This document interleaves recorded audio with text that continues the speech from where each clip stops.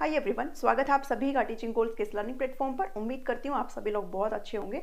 Estate की series चली हुई है और जो आज आपकी क्लास रहने वाली है वो सीडीपी की क्लास रहेगी। लर्निंग टॉपिक है आपका जो कि चला हुआ है, काफ़ी लंबा आपका ये टॉपिक है। ठीक है, तो इसको जल्दी कवर करने की कोशिश करेंगे। आज जो क्लास रहने वाली, जो सेशन रहेगा वो लर्निंग कर्व के बारे में है और आपने एक टॉपिक सुना होगा लर्निंग प्लेट्यू के बारे में, अधिगम का पठार। तो इसको समझेंगे बिकॉज आपके क्वेश्चन यहाँ से कई बार बन जाते हैं, तो अब की बार भी हो सकता है आपके क्वेश्चन पूछ लिए जाए। तो इस टॉपिक का नाम है आपका लर्निंग कर्व यानी कि अधिगम, और आप इसको सीखना भी कह सकते हो, सीखने का वक्र। ठीक है, लर्निंग ग्राफ नाम से भी आपको दिखाई देता होगा। डेफिनेशन की अगर बात करें यहाँ पर, तो it is the graphic representation of an individual's progress in a particular activity. अगर सिंपल भाषा में हम बात करें, जब भी हम लर्निंग करते हैं, जब भी हम किसी भी चीज को सीखते हैं, तो ऐसा नहीं होता है कि आपकी लर्निंग बिल्कुल ही स्मूथ उसमें चली जा रही है, आप कहीं पर भी पीछे नहीं रहते हो। कहीं हमेशा आपकी जो लर्निंग है वो अप एंड डाउन में चलती रहती है। कभी कभार आप थोड़ा पीछे भी रह जाते हैं, कभी कभार आपकी लर्निंग बढ़िया तरीके से आगे बढ़ती भी है।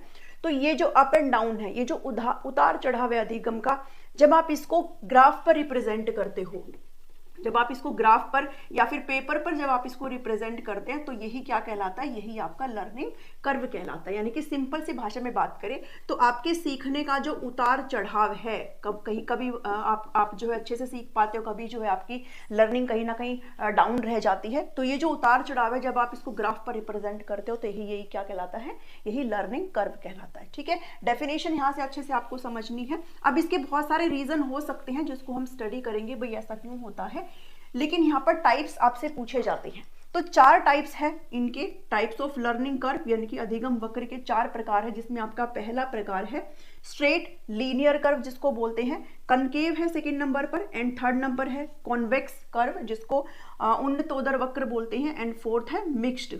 ठीक है, तो इनको एक एक करके अच्छे से समझेंगे।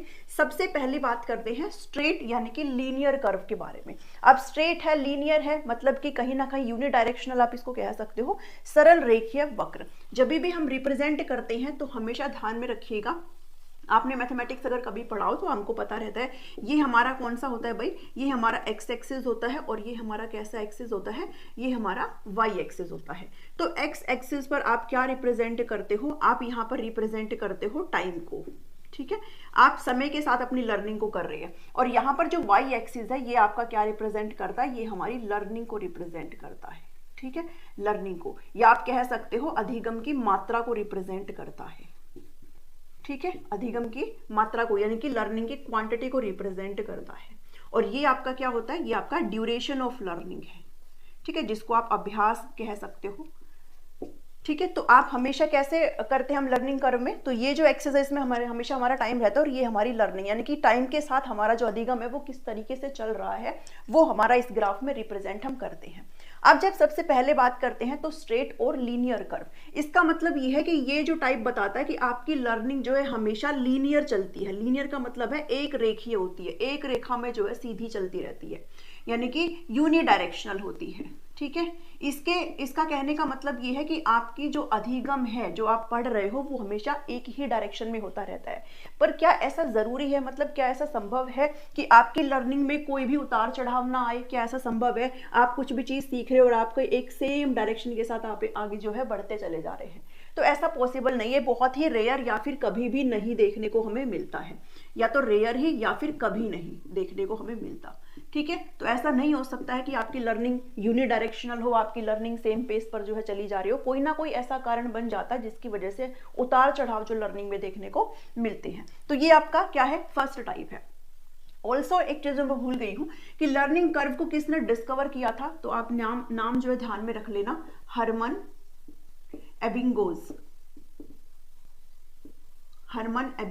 इन्होंने जो है लर्निंग कर्व को डिस्कवर किया था। ठीक है, तो इनका नाम याद रख लेना आप। सेकेंड टाइम पर बढ़ते हैं, ये आपका हो गया फर्स्ट वाला। ठीक है, जो कि आपका बहुत ही रेयर या फिर नहीं देखने को मिलता है, क्योंकि ऐसा नहीं होता कि किसी की भी जो अधिगम है वो आपका बिल्कुल ही एक दिशा में चलता रहे, उसमें कोई भी उतार चढ़ाव ना हो, ऐसा नहीं हो सकता। सेकेंड टाइम है टाइप जो बोलते हैं वो है आपका कनकेव कर्व। कनकेव कर्व जिसको हिंदी में बोलते हैं नत्तोदर वक्र। ठीक है, इसमें क्या होता है बेसिकली, इसमें जो आपकी अधिगम होती है वो सबसे पहला आपका बिल्कुल ही, मतलब आपको मैं बता देती हूँ ऐसे बना करके, इसका मतलब ये है है कि कनकेव का मतलब ये है कि आपका जो अधिगम है वो सबसे पहले कम रहता है और धीरे धीरे धीरे धीरे जो है आपकी अधिगम क्या हो जाती है, बढ़ती जाती है। यानी कि स्टार्टिंग में, शुरुआत में जो आपकी लर्निंग है, शुरुआत में जो अधिगम है वो आपका स्लो रहता है और लास्ट में यानी कि अंत में जो अधिगम है वो फास्ट हो जाता है। ठीक है, जब आप यहां से देखेंगे तो शुरुआत में देखिए कम था और धीरे धीरे फिर आपका अधिगम यहाँ पर हाई हो जाता है। ठीक है, तो जब आपका शुरुआत में अधिगम स्लो हो और लास्ट में जब आपका अधिगम बढ़ रहा हो तो उसको बोलते हैं कनकेव कर्व। ठीक है, जिसको आप हिंदी में नत्तोदर वक्र बोलते हो। साथ ही इसको हम पॉजिटिव एक्सेलरेशन कर्व के नाम से भी जानते हैं। मैं लिख देती हूँ यहाँ पर PAC यानी कि पॉजिटिव एक्सेलरेशन कर्व। ठीक है, इसको पॉजिटिव एक्सेलरेशन कर्व के नाम से जानते हैं बिकॉज पहले जो है आपकी अधिगम स्लो है, बाद में अधिगम बढ़ रही है। तो इसको हिंदी में अगर लिखोगे तो धनात्मक त्वरण वक्र इसको बोलते हो। ठीक है, तो ये ध्यान में रख लेना कि कनकेव कौन सा होता है, जब स्टार्टिंग में अधिगम आपका धीरे हो और एंड में फिर आपका फास्ट से ग्रोथ हो जाए तो वो आपकी कनकेव कहलाती है। इसके ठीक उल्टा आपका कौन सा है, इसके ठीक उल्टा है हमारा कॉन्वेक्स का। ठीक है, ठीक उल्टा है हमारा कन्वेक्स का। कन्वेक्स कर्व जिसको उन्नतोदर वक्र बोलते हैं, इसका मतलब ये है कि स्टार्टिंग में तो आपका जो है ज्यादा है, स्टार्टिंग में क्या है आपका यानी कि शुरुआत में अगर बात करें तो शुरुआत में जो आपकी लर्निंग है वो आपकी फास्ट है। ठीक है, और एंड में आपकी लर्निंग कैसी हो जा रही है, स्लो हो जा रही है। ठीक है, यहां से अगर आप देखते हो तो देखो यहाँ पर शुरुआत में आपकी फास्ट है और यहाँ पर एक ऐसा ड्यूरेशन आया जिसमें आपकी लर्निंग जो है, यहाँ से जब आप देखोगे तो ये हमारी आपकी लर्निंग जो है वो कैसी हो रही है, स्लो हो रही है, यानी कि डाउन हो रही है। ठीक है, शुरुआत में आप बढ़िया तरीके से चल रहे हो, स्मूथ तरीके से, लेकिन इसके पीछे कुछ रीजन होते हैं जो आपकी लर्निंग डाउन हो जाती है या फिर बढ़ जाती है। तो इसके रीजन को भी हम डिस्कस करेंगे। तो जब आपकी लर्निंग शुरुआत में हाई हो, फास्ट हो, एंड में आपकी डाउन हो जाए तो वो आपकी कैसी कहलाती है, वो कॉन्वेक्स कहलाती है। अगर कनकेव आपका PAC था, पॉजिटिव एक्सेलरेशन कर्व था, तो ये आपका नेगेटिव एक्सेलरेशन कर्व यहां पर कहलाया जाएगा। ठीक है, ये भी आप ध्यान में रख लेना, नेगेटिव एक्सेलरेशन कर्व। और यहां पर ये जो है आपका नकारात्मक या फिर ऋणात्मक हो जाएगा, ऋणात्मक त्वरण वक्र। ठीक है, ऋणात्मक उन्नति सूचक वक्र भी आपको मिल जाएगा, तो ये आपका नेगेटिव एक्सेलरेशन कर्व हो जाएगा। ठीक है, तो ये ध्यान में रखेंगे। एंड जो लास्ट है आपका वो यहाँ पर कहा गया कि मिक्स्ड है। मिक्स्ड का मतलब क्या होता है कि यहाँ पर आपका कनकेव भी है और कॉन्वेक्स भी है, यानी कि आपकी जो अधिगम है, मिक्स का मतलब क्या है, दोनों का मिक्स मैच है। ठीक है, यानी कि यहाँ पर जो अधिगम है वो कॉन्केव भी है और प्लस कॉन्वेक्स भी है। ठीक है, तो मतलब मिक्स है, कभी आपका क्या होगा, कभी आपका स्लो होगा और कभी आपका कैसा होगा, हाई होगा। ठीक है, कभी आपका हाई होगा और कभी कैसा होगा, स्लो होगा, इसलिए इसको मिक्स्ड कर्व बोला जाता है। ठीक है, कॉनकेव और कॉन्वेक्स का मिक्स्ड है। जब हम इसमें देखते हैं तो आपका कुछ ये ऐसा बनता है, एस शेप का। ठीक है, कुछ ऐसा आपका ये जो कर्व है वो बनता है, इसलिए इसको एस शेप्ड कर्व भी कहा जाता है। ठीक है, एस आकृति वक्र भी इसको कहा जाता है। ठीक है, देखो यहाँ पर जैसे आप जाओगे, डाउन गया, फिर ये फास्ट गया, फिर आपका ये डाउन गया, है ना, कभी धीरे कभी फास्ट अगर आपकी अधिगम हो रही है तो वो क्या कहलाता है, वो मिक्स्ड एस शेप्ड आपका वो जो वक्र है वो कहलाता है। ठीक है, तो ये 4 टाइप थे जिसको हमने यहाँ पर पढ़ा है। तो यहाँ पर जो है आप बहुत सारे इसके रीजन हो जाते हैं भाई, अगर लर्निंग आपकी अगर स्लो हो रही है तो फटीग हो जाता है ना, थकान की वजह से हो जाता है, आपको कई बार वो एनवायरनमेंट नहीं मिल पाता है बच्चे को, तो इसके काफी सारे रीजन हैं। नोट्स की अगर बात करें तो नोट्स में आपको सब कुछ चीजें यहाँ पर इंक्लूड करके दी गई है, जो स्क्रीन पर आपको नंबर दिखाई दे रहा है, इस पर आप व्हाट्सअप करके इन्फॉर्मेशन ले सकते हो। ठीक है, आपको नोट्स यहाँ पर मिल जाएंगे।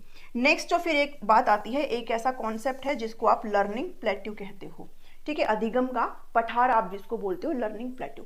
Learning curve starts running parallel instead of climbing up and no progress seen for a long time। ठीक है, इसको हम इसी डायग्राम के माध्यम से ही समझेंगे, ग्राफ के थ्रू ही समझेंगे।